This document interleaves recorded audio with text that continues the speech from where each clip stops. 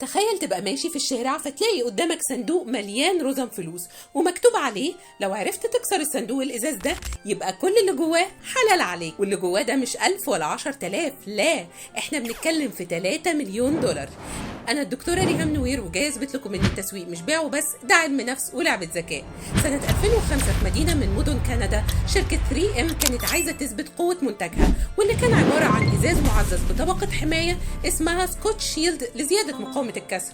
وأي شركة عادية كانت هتعمل إعلان وتقول فيه منتجنا قوي ومتين وخلاص، لكن شركة 3M قررت تعمل حاجة محدش ينساها.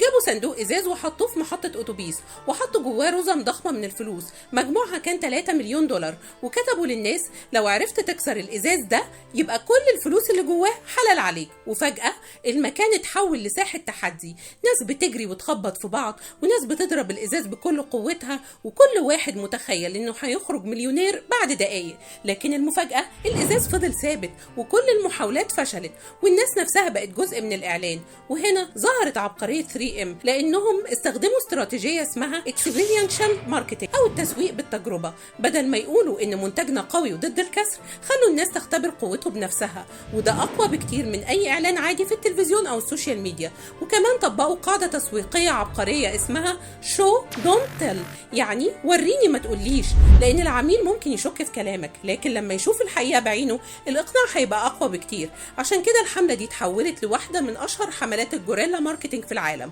والسؤال دلوقتي، تفتكروا البراند ده كان بيحترم عقل المستهلك بالدليل، ولا كان بيلعب على طمع الناس عشان يركبوا الترند؟